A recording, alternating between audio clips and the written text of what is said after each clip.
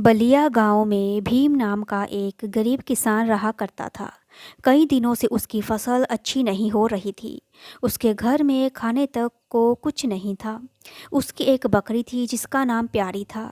भीम को अपनी बकरी प्यारी से बहुत लगाव था। कई दिनों से भीम के खेत में फसल ना होने के कारण भीम के घर में अब एक भी अनाज का दाना नहीं था। भीम की पत्नी, देखिए जी, आज कई दिन हो गए हैं लेकिन घर में कुछ भी खाने को नहीं है। अगर ऐसे ही चलता रहा तो हम भूखे ही मर जाएंगे। कई दिन हो गए हैं और पेट में एक भी अन्न का दाना नहीं गया। हाँ, ये देखिए, आ गई आपकी प्यारी बकरी। इसकी भूख का तो ख्याल तुम्हें रहता है ना, इसलिए रोज ले जाते हो इसको जंगल में। ये तो घास फूस खाकर अपना गुजारा कर लेती है, लेकिन मैं तो घास फूस नहीं खा सकती ना। ना जाने वो दिन कब आएगा जब तुम 2 वक्त की रोटी मुझे दे सकोगे। अब मुझसे और नहीं सहा जाता, बताए देती हूँ। भीम, अरे भाग्यवान, तुम तो जानती हो ना, मेरी मेहनत में तो कोई कमी नहीं है। अपने खेत में जो भी फसल बोता हूँ वो होती नहीं है। अब तुम ही बताओ मैं क्या करूँ। लेकिन तुम चिंता मत करो भाग्यवान, जल्दी ही कोई ना कोई रास्ता जरूर निकल आएगा। भीम की पत्नी, अगर जल्दी से तुमने कुछ नहीं किया तो मैं तुम्हारी टूटी झोपड़ी को छोड़कर चली जाऊंगी। हाँ, बता देती हूँ तुम्हें। अगली सुबह भीम अपने खेतों में चला जाता है और उसकी बकरी उसकी झोपड़ी में ही बंधी होती है और वो काफ़ी चिल्ला रही होती है। भीम की पत्नी, अरे क्या हुआ, क्यों आज सुबह सुबह इतना चिल्ला रही है? मैं कहती हूँ चुप हो जा। अच्छा, तो तू ऐसा नहीं मानेगी। आज तो मैं तुझे अच्छा सबक सिखाऊंगी। आज तुझे बेचकर कुछ पैसे ही मेरे हाथ आ जाएंगे। कुछ दिनों से कुछ भोजन अच्छा नहीं मिला खाने को, तो किस काम आएगी मेरे। जिसके बाद भीम की पत्नी बकरी प्यारी को एक चरवाहे के पास बेच देती है और बदले में कुछ पैसे लेकर खुश हो बहुत हो जाती है। शाम को भीम जब खेत से वापस आता है और देखता है कि उसकी प्यारी बकरी झोपड़ी में नहीं है, तो दुखी हो जाता है। तभी भीम देखता है कि उसकी पत्नी बैठकर खूब सारी मज़ेदार जलेबियाँ और समोसे खा रही होती है। भीम की पत्नी, अरे वाह वाह, बहुत ही स्वादिष्ट, वाह वाह वाह, बहुत ही मज़ेदार है, आज तो मज़ा ही आ गया, वाह वाह वाह। भीम, अरे भाग्यवान, आज इतनी सारी जलेबियाँ और समोसे कहाँ से आए और मेरी प्यारी नज़र नहीं आ रही कहीं। आखिर कहाँ है प्यारी? भीम की पत्नी, अरे ये जलेबियाँ और समोसे पास वाली बिमला देकर गई है, वाह बड़े मज़ेदार है। और भला मुझे क्या पता तुम्हारी प्यारी बकरी कहाँ है? गई होगी, जंगल में चरने गई होगी। अब भला यहाँ तो उसे कुछ मिलता नहीं है। जाओ जाओ, जाकर ढूंढो अपनी प्यारी को। भीम, अरे प्यारी तो कहीं जंगल में अकेले जाती ही नहीं है, हमेशा मेरे साथ ही जाती है। फिर भला उसे आज क्या हुआ, जाकर देखता हूँ उसे। भीम की पत्नी मन में, जाओ जाओ ढूंढो अपनी प्यारी को, उसे बेचकर ही तो मुझे आज जलेबी और समोसा खाने को मिला है। भीम, ना जाने मेरी प्यारी कहाँ चली गई। मेरी प्यारी ठीक तो है ना, जाने इस जंगल में कोई जानवर उसे खा ना गया हो। अरे प्यारी, ओ प्यारी, कहाँ चली गई तू? तभी थोड़ी देर बाद भीम को उसकी प्यारी बकरी नजर आती है। वो कुछ देर भीम को देखती है और फिर भागने लगती है। भीम भी उसे देखकर उसे पीछे पीछे भागने लगता है। भीम, अरे प्यारी, रुक तो सही, आज ये क्या हुआ तुझे? मैं कहता हूँ रुक जा। अरे प्यारी, क्या हुआ? अरे रुक जा प्यारी, रुक जा। लेकिन उसकी बकरी नहीं रुकती। वो जंगल की ओर भागने लगती है। भागते भागते वो एक सुंदर से पेड़ के पास आकर रुक जाती है। भीम, अरे अरे, तू भी ना प्यारी, मुझे तो तूने आज डरा ही दिया। ऐसे अकेले इस जंगल में क्यों चली आई? कब से यहाँ तुझे इधर उधर ढूंढ रहा हूँ, तू मुझे यहाँ क्यों लेकर आई प्यारी। तभी भीम को एक बूढ़ी अम्मा की रोने की आवाज़ सुनाई देती है। वहाँ भीम थोड़ा हैरान हो जाता है और आगे चल कर देखता है एक बुढ़िया जिसके बहुत ही लंबे लंबे घने काले चमकदार बाल होते हैं, उसकी सुंदर से पेड़ के पीछे बैठकर रो रही होती है। भीम, अरे माँ, क्यों रो रही हो तुम, सब ठीक है ना। बुढ़िया, अरे क्या बताऊं बेटा, मैं बहुत ही अभागन हूँ। इस जंगल में कई वर्षों से अपनी छोटी सी झोपड़ी बनाकर रहती हूँ, लेकिन कल रात एक ऐसी भयानक आंधी आई जिससे मेरी झोपड़ी तहस नहस हो गई। बेटा, इस दुखियारी का इस दुनिया में कोई नहीं है, अब मैं कहाँ जाऊँगी बेटा। भीम, अम्मा तुम रोती क्यों हो, तुम दुखी मत हो अम्मा, तुम मेरे साथ मेरे घर चलो, मैं बहुत गरीब हूँ ना, जाने तुम्हें शायद 2 वक्त की रोटी भी बड़ी मुश्किल से मिल पाएगी। बुढ़िया, अरे वाह बेटा, तू कितना नेक दिल इंसान है, आज से तू ही मेरा बेटा है। मैं बहुत बूढ़ी हो चुकी हूँ, तेरे घर जो मुझे भोजन मिलेगा उससे ही मैं संतुष्ट हो जाऊंगी बेटा, मुझे अपने साथ अपने घर ले चल। भीम, अच्छा तो ठीक है माँ, तेरे मेरे घर में मेरी माँ बनकर ही रहना, मुझे बहुत खुशी होगी। तभी उसकी पत्नी भीम के साथ बूढ़ी अम्मा को देखकर बहुत गुस्सा हो जाती है। भीम की पत्नी, अरे ओ जी, ये किसे सिर ले आए तुम।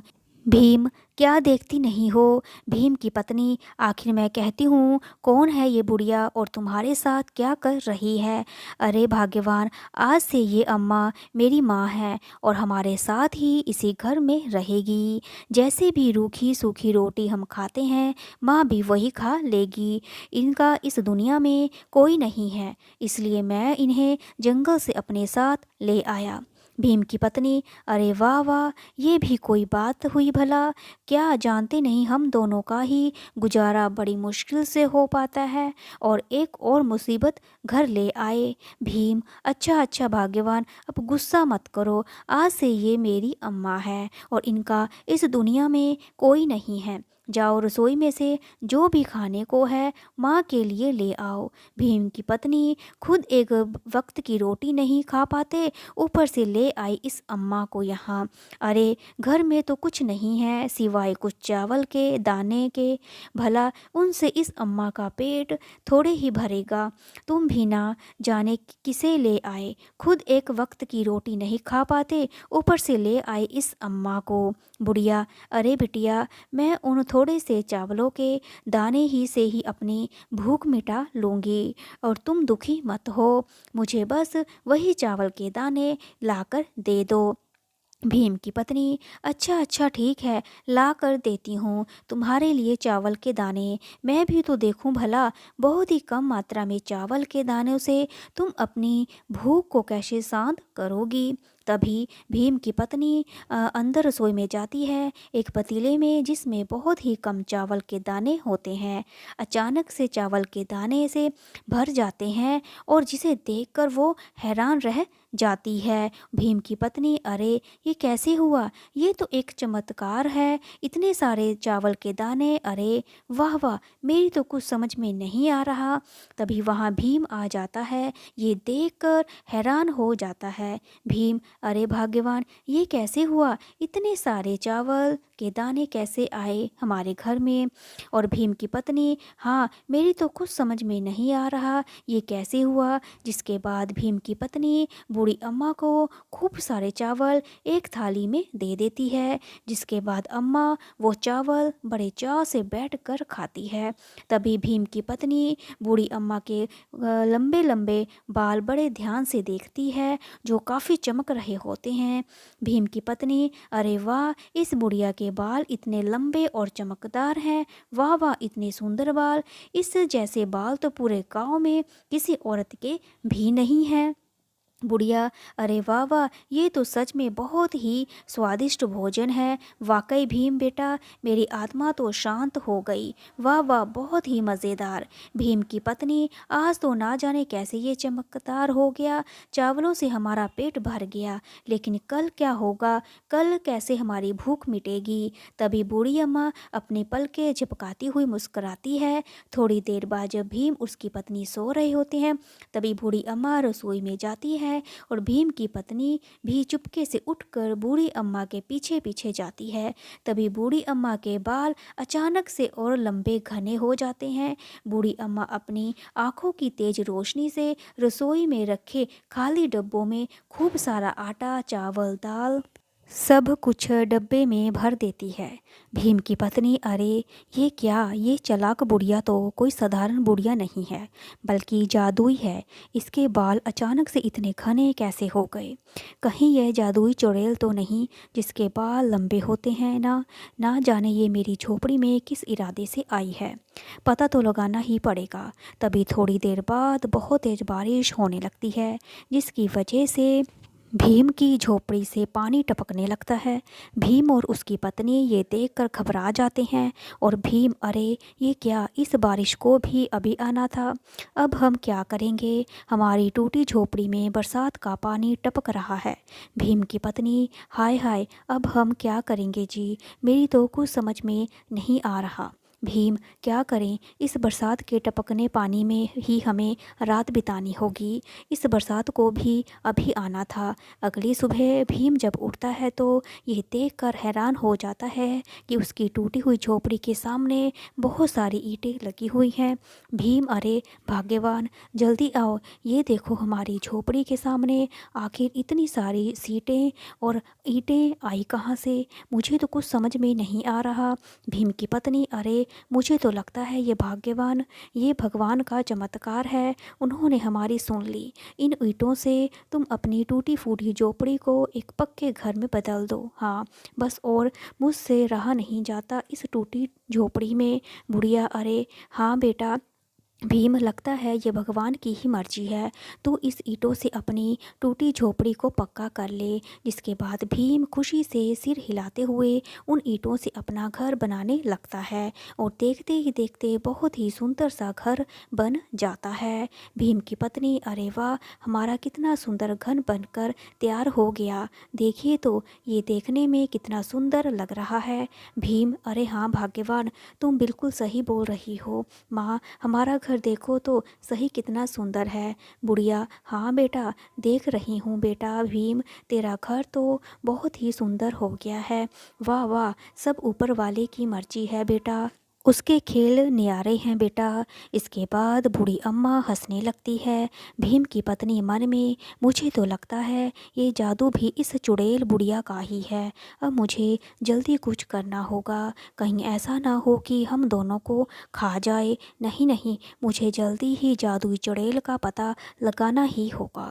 आधी रात को जब बूढ़ी अम्मा सो रही होती है, तभी चुपके से भीम की पत्नी उसके हाथ में एक बड़ी सी कैंची लेकर सोती हुई बूढ़ी अम्मा के पास आती है और भीम की पत्नी, अब मज़ा आएगा, अब देखती हूँ इस चुड़ैल के घने काले लंबे बालों में कोई जादू है। मैं इनके ये बाल ही काट दूंगी, फिर देखती हूँ कैसे दिखाती है ये अपना जादू।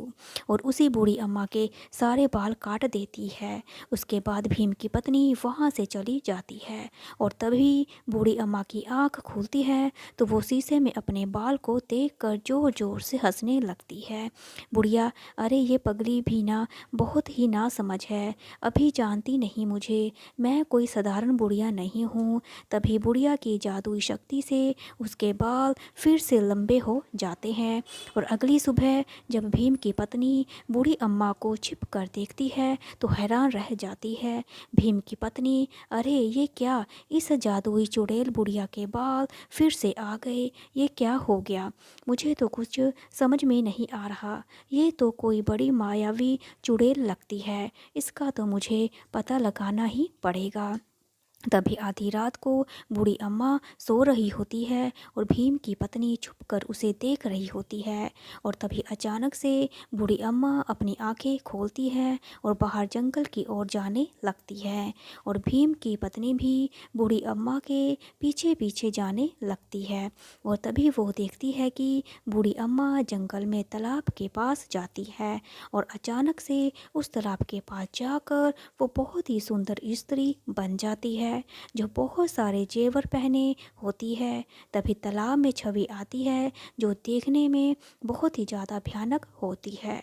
छवि: प्रणाम रानी परी, अब आपका समय धरती लोक पर थोड़ा ही शेष बचा है। आप एक जादुई नगरी से हैं और परियों की रानी भी। जादुई नगरी को आपका इंतज़ार है। परी, मैं जानती हूँ अब मेरा मनुष्यों के बीच एक साधारण मनुष्य बनकर रहने का समय समाप्त होने को है, लेकिन जितना भी समय बचता है मैं अपने बेटे भीम के साथ बिताना चाहती हूँ। भीम बहुत ही ईमानदार है और नेक दिल इंसान है।